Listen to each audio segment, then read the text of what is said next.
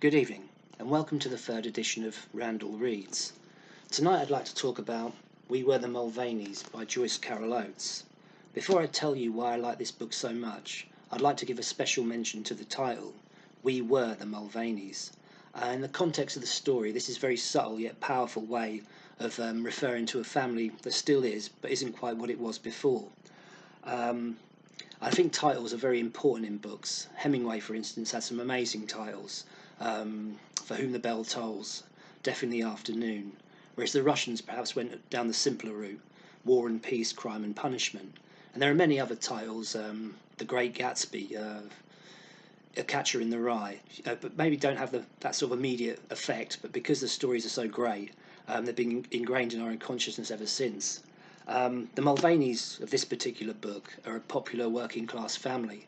They live in their dream home. The father's got a thriving business. The children are doing really well at school. They're happy, content. But all of that changes one evening when the daughter is assaulted.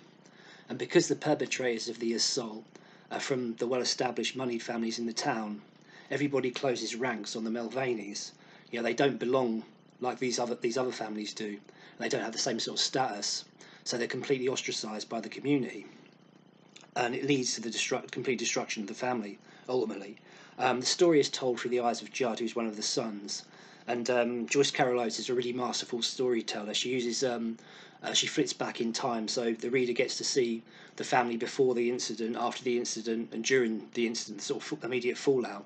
And it's just a really beautifully written story about, this is like a family saga, but it's also about like a class system. And if you don't belong, then you're absolutely nothing and a nobody. You'll be trodden underfoot indiscriminately, no matter whether you're right or wrong. So that is my next recommendation. We Were the Mulvaneys by Joyce Carol Oates. If you haven't read it before, please do try and give it a read, because it's a great book. Thank you for listening.